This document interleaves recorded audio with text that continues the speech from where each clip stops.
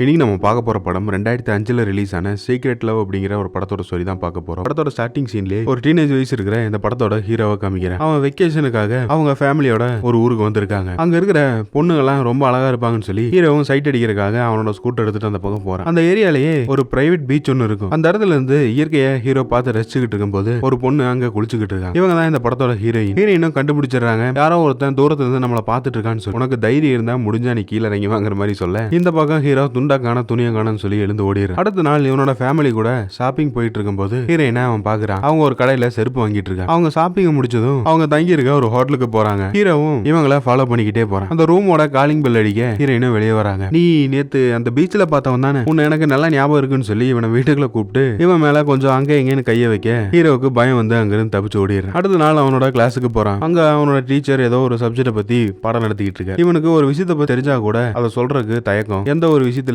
கொஞ்சம் பயப்படுறான். இதுக்கு மேல நம்ம இருக்க கூடாது, எப்படியும் ஹீரோயினை நம்ம கரெக்ட் பண்ணி ஆகணுங்கிற மாதிரி இவன் நினைக்க அடுத்த நாள் திரும்பவும் ஹீரோயின் இருக்க அந்த வீட்டுக்கு போறான். அங்க யாருமே இல்ல. அந்த ரிசப்ஷன்ல இவங்களோட நம்பர் வாங்கிட்டு ஹீரோ போன் பண்ணா அது ஹீரோயினோட நம்பர் கிடையாது, அவங்களோட ஹஸ்பண்ட் நம்பர். அவர் அந்த பக்கம் ஏதோ ஒன்னு பேசிக்கிட்டு இருக்கு. ஹீரோ என்ன பேசுறதுன்னு தெரியாம போனை கட் பண்ணிடுறான். திரும்பவும் அவனுக்கு கால் பண்ணி உங்க ஒய்ஃபுக்கு ஒரு லெட்டர் வந்திருக்கு, அதை கொடுக்கணும், அவங்களோட நம்பர் கிடைக்குமாங்கிற மாதிரி கேட்க அவனும் அந்த நம்பரை கொடுக்க இவனும் ஹீரோயினுக்கு போன் பண்றான். ஆல்ரெடி ஹீரோயினே ஒரு போஸ்டல் டெலிவரி பண்ற வேலையை தான் பாத்துக்கிட்டு இருக்கான். தூரத்துல இருந்து அவங்கள பார்த்து இவன் சைட் அடிச்சுக்கிட்டு இருக்க. இவங்களும் அவனை பாக்குறாங்க. நீ நேத்தே அன்னைக்கு வீட்டுக்கு வந்துட்டு பயந்துட்டு ஒண்ணு தானே, எதுக்காக என்ன இப்படி ஃபாலோ பண்ணிக்கிட்டு இருக்க, இதெல்லாம் எனக்கு பிடிக்காது அப்படிங்கிற மாதிரி இவங்கிட்ட சொல்லிட்டு அவங்க அங்கிருந்து போயிடுறாங்க. கொஞ்ச நாட்கள் கழிச்சு ஹீரோயினுக்கு ஒரு ஃபிளவர் கிஃப்ட் வந்திருக்கு. அது யார் அனுப்பியிருப்பாங்கன்னு சொல்லி இவங்க யோசிச்சுக்கிட்டு இருக்காங்க. இவங்க ஒர்க்குக்காக ஆபீஸ் போயிட்டு இருக்கும்போது ஹீரோயினை யாரோ ஒருத்தங்க திரும்பவும் ஃபாலோ பண்ற மாதிரி இருக்கு. அது இவன் தான் சொல்லி ஹீரோயின் கண்டுபிடிச்சிட்டான். நான் தான் அன்னைக்கே உங்ககிட்ட சொன்னல இப்படி எல்லாம் பண்ணிட்டு இருக்கான்னு சொல்லி திருந்த மாட்டியாங்கிற மாதிரி இவனை திட்ட ஹீரோ அடுத்த நாள் ஹீரோயினை பாக்குறதுக்காக வீட்டுக்கு போறான். அவங்க எனக்கு ஏற்கனவே ஆள் இருக்கு, இதெல்லாம் சரியா வராதுங்கிற மாதிரி அவங்க பேசிட்டு ஹீரோவும் அவனை வண்டி எடுத்துட்டு கிளம்பும் போது கீழே விழுந்து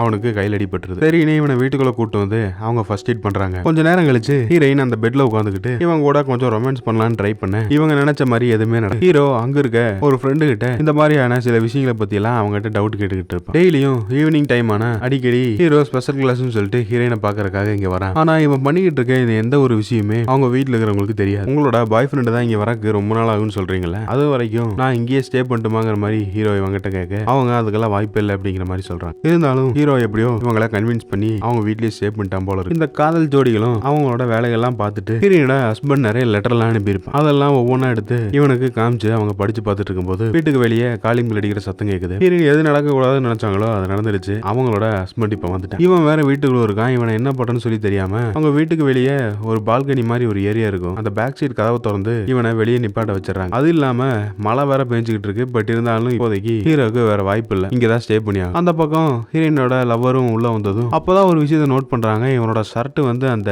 டேபிள் மேல இருக்கு. இந்த ஹஸ்பண்ட் கூட இவங்க கொஞ்சம் ரொமான்ஸா இருக்கிற மாதிரி ஒரு கிசிங்க போட்டு அவனோட ஷர்ட்டை கழட்டி இவனோட ஷர்ட்டுக்கு மேல போட்டு மூடிடுறான். இவன் கொடுத்த அந்த ஃபிளவர் பக்கே இருக்குல்ல, அது கூட இப்ப வெளியே தான் இருக்கு. ஹீரோக்கு வேற குளிர் தாங்க முடியும். வேஸ்ட் டேபிள் ஒன்னு இருக்கும், அதுக்கு மேல ஒரு ரெயின் கோட் மாதிரி ஒன்னு போட்டிருப்பான். அதை எடுத்து இவன் உடம்பு மேல போட்டு போதிக்கிறான். மதியம் வந்து வெளியே நிக்க ஆரம்பிச்சவன் இப்ப நைட் ஆயிடுச்சு. இன்னும் அந்த குளிர்லயே தான் நடுங்கிட்டு இருக்கான். ஹீரோயின் அவன் ஹஸ்பண்ட் தூங்கினதுக்கு அப்புறம் இவனை வீட்டுக்குள்ள கூப்பிட்டு இப்ப வெளியே போக சொல்றான். இது அவனால ஏத்துக்கவே முடியல. ஹீரோயின் வந்து இவனுக்கு துரோகம் பண்ணிட்ட மாதிரி இவன் நினைக்கிறான். இன்னொருத்த மொண்டாட்டியை கரெக்ட் பண்ணிட்டு அவ கடைசி வரைக்கும் இவன் கூட இருக்குன்னு நினைக்கிறது எந்த விதத்துல நியாயமாகும். இதனால சரியா ஹீரோ இப்ப கொஞ்சம் கிளாஸுக்கு கூட போறது இல்ல. எப்பவுமே வீட்டுக்குள்ளேயே இந்த கேடு கெட்ட காதல் தோல்வியை நினைச்சு ஃபர்ஸ்ட் இது காதலே இல்ல, காதலா இருந்தா அதான தோல்வியாக இருக்கு, வருத்தப்பட்டுக்கிட்டு இருக்கு. கொஞ்ச நாட்களுக்கு அப்புறம் நடந்த அந்த விஷயங்கள் எல்லாம் மறந்துட்டான். அவனோட ஃபேமிலியோட ஏதோ ஒரு ஃபங்க்ஷனுக்காக வெளியே வந்திருக்கான். ஹீரோயின் கூட அவர் இருந்த அந்த பழைய நினைவுகள்லாம் வந்துகிட்டு இருக்கு. இதுக்கு மேல இந்த இடத்துல இருக்க கூடாதுன்னு சொல்லி ஹீரோ எழுந்து வேகமா வெளியே போய் ஹீரோயின் இவனை பாக்குறதுக்காக இவனோட வீட்டுக்கே வந்திருக்கா ஒரு லெட்டர் கொடுக்குற மாதிரி. இப்போ ஹீரோவோட வீட்டுல யாருமே இல்லை. இதுக்கு மேல வெயிட் பண்றது டைம் வேஸ்ட்னு சொல்லி ஹீரோயின் இங்க இருந்து கிளம்ப பார்க்கும்போது அப்பதான் அவங்க ஃபேமிலி அந்த இடத்துக்கு வராங்க. ஆனா ஹீரோ வந்து ஹீரோயின் கிட்ட சரியா முகம் கொடுத்தே பேசல. அவளை கண்டுக்காமலே அங்க இருந்து போயிரு. அடுத்த நாள் கிளாஸ்ல முடிஞ்சு அவன் வெளியே வரும்போது ஹீரோயின் வெளியே நிக்கிறேன். உனக்கு எல்லா விஷயம் தெரிஞ்சுதானே நம்ம ரெண்டு பேரும் இந்த மாதிரி ஒரு ரிலேஷன்ஷிப்ல இருந்தோம் இப்படிங்கிற மாதிரி எல்லாம் பேச இதை கேட்க ஹீரோ ரொம்ப கோவப்படுறான். இவங்க பேசிக்கிட்டு இருக்க இந்த எல்லா விஷயத்தையுமே அந்த சின்ன பொண்ணு ஒருத்தி இருப்பாள், அவளும் கேட்டுக்கிட்டு இருக்கா. அது ஹீரோவோட தங்கச்சி மாதிரி தெரியும். ஹீரோயினுக்கு ஏதோ ஒரு ஆபீஸ்ல இருந்து ஒரு கால் வருது. அது என்னன்னு பாக்குறதுக்காக இவங்க அங்க போனா ஹீரோ தான் போன் பண்ணிருப்போம் போல தெரியும். அது ஏதோ ஒரு பழைய மியூசிக் ஆடிட்டோரியம் மாதிரி இருக்கு. அங்க இருக்க ஒரு கீபோர்டை வாசிச்சு இவன் ஹீரோயினை எந்த அளவுக்கு காதலிக்கிறான் அப்படிங்கிறத சொல்லிக்கிட்டு இருக்க. இவங்களோட காதல் ஸ்டோரி இதோடய பிரேக்கப் ஆயிருன்னு நினைச்சா திரும்பவும் கண்டினியூ ஆகுது. ஜாலியா ஊரை சுத்துறாங்க. அங்க ஒரு காட்டுக்குள்ள ரெண்டு பேரும் ரொமான்ஸ் பண்ணிக்கிட்டு இருக்க. ஹீரோவோட கையில ஒரு மொபைல் இருக்கும். அதுல ஹீரோயினை சில பல போட்டோக்கள்லாம் எடுத்து வைக்கிறேன். ஹீரோவும் ஹீரோயினும் அடிக்கடி அந்த மியூசிக் ஆடிட்டோரியமா இருக்கக்கூடிய அந்த இடத்துல சந்திச்சுக்கிறாங்க. ஹீரோயின் என்ன சொல்றானா, உனக்கு இப்ப எக்ஸாம்ஸ் வருது, அதுல கண்டிப்பா படிச்சு நல்ல மார்க் வாங்கினா மட்டும்தான் நமக்கு ஏதோ ஒரு விஷயத்துல அது பயனுள்ள பயனுள்ளதா இருக்குங்கிற மாதிரிலாம் ஒரு அட்வைஸை போட்டுக்கிட்டு இருக்க இவனும் சரின்னு சொல்றான். இந்த பக்கம் ஹீரோவோட அம்மா இது அவங்க அப்பாவோட செகண்ட் ஒய்ஃப் போல தெரியும். இந்த தங்கச்சி என்ன சொல்றா, ஹீரோ அடிக்கடி ஒரு பொண்ணு கூட பேசிட்டு இருப்பான்ல, அதை இவங்க கிட்ட போட்டு கொடுத்துறா. அதுவும் அன்னைக்கு ஒரு நாள் உங்களை தேடி ஒரு லேடி வந்தாங்கல்ல, அவங்கள மாதிரியே தான் இருந்தாங்கிற அந்த உண்மையை சொல்ல ஹீரோவோட ரூமுக்குள்ள போய் அவங்க செக் பண்ணி பாக்குறாங்க. மொபைல் இருக்கு. அந்த மொபைல்ல ஹீரோயினோட போட்டோ இருக்கிறத இவங்க கண்டுபிடிச்சிடறாங்க. இதை இப்படியே சும்மா விடக்கூடாது, ஏதாவது பண்ணணுங்கிற மாதிரி இவங்க முடிவு பண்றாங்க. இந்த பக்கம் ஹீரோவுக்கு எக்ஸாம்ஸ் நடந்துகிட்டு இருக்கு. ஹீரோவும் ஹீரோயினும் சீக்கிரட்டா சந்திச்சுக்கிற ஒரு இடம் இருக்குல்ல, அங்க வந்து இவங்க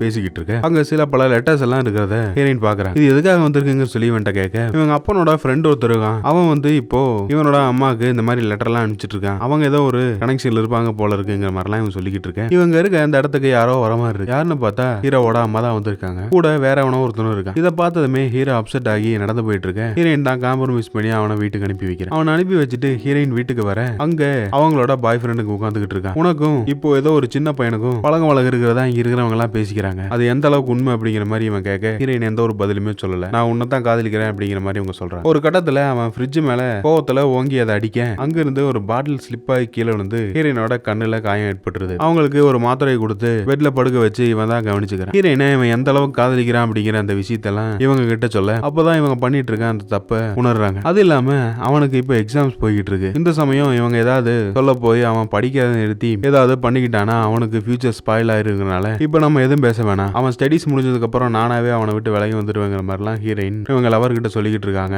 கூடவே இவங்க ரெண்டு பேரும் சீக்கிரமா கல்யாணம் பண்ணிக்க போலாம் அப்படிங்கிற இந்த விஷயத்தையும் இவங்க கிட்ட சொல்றாங்க. இந்த பக்கம் ஹீரோவோட நடவடிக்கை மேலாம் சந்தேகம் வந்து அவனோட அம்மா அவனை கண்டிச்சுக்கிட்டு இருக்காங்க. ஆல்ரெடி அவனோட மொபைல்ல இருந்து அந்த போட்டோவை அவங்க பார்த்திருப்பாங்க. ரைட்டா ஹீரோயினே அவங்க பார்க்க போறாங்க. இதுக்கு மேல என்னோட பையனோட லைஃப்குள்ள நீங்க வரக்கூடாது, அவனுக்குன்னு ஒரு எதிர்காலம் இருக்கு, நீங்களாவே புரிஞ்சுக்குவீங்கிற மாதிரி சொல்லிட்டு ஒரு கட்டு பணத்தை எடுத்து இவங்க கிட்ட கொடுத்துட்டு போயிடுறாங்க. இதை பார்த்ததுமே இவங்களுக்கு ரொம்ப கேவலமா இருக்கு. காசுக்காக தான் நம்ம இப்படி பண்ணிருக்கோம்னு சொல்லி அவங்க நினைச்சுக்கிட்டாங்கன்னு சொல்லி இவங்க வருத்தப்படுறாங்க. இந்த விஷயத்தை எப்படியாவது ஹீரோ கிட்ட சொல்லலாம்னு சொல்லி அவன் கிளாஸ் முடிஞ்சு வெளியே வரும்போது ஹீரோயின் சந்திக்கிறாங்க. இதுக்கு மேல நாம ரெண்டு பேரும் சேர்ந்து இருக்கிறது சரியா வராது, அவங்களுக்கு தனிப்பட்ட ஃபியூச்சர் இருக்கு, நான் கல்யாணம் பண்ணிக்க போறேன் அப்படிங்கிற மாதிரி இவங்கிட்ட அதை சொல்லிட்டு போயிடுறாங்க. இதை கேட்டதுமே இவன் மனசுடைஞ்சு போயிடுறான். இவனோட கடைசி ஃபைனல் எக்ஸாம் இன்னைக்கு தான். அவன் இந்த எக்ஸாம் கூட எழுதாம வீட்டுல இருந்து ஏதோ ஒரு இடத்துக்கு ஓடி போயிட்ட மாதிரி தெரியும். இந்த விஷயத்தெல்லாம் தெரிஞ்ச ஹீரோவோட அப்பன் என்ன பண்றன்னு சொல்லி தெரியாம ஹீரோயினை பார்க்க வரான். ஆக்சுவலா இன்னைக்கு தான் ஹீரோயினும் அவங்களோட லவரும் கல்யாணம் பண்ணிக்கிறாங்க மாதிரி ஒரு பிளான போட்டிருப்பாங்க. இந்த விஷயத்தை கேள்விப்பட்டதுமே அவன் லவர் கிட்ட ஒரு மணி நேரம் பர்மிஷனை போட்டு ஹீரோயின் அவங்க கூட கிளம்பி போறாங்க. இவன் எங்க போயிருப்பான்னு சொல்லி ஹீரோயினுக்கு தான் தெரியும். அவங்க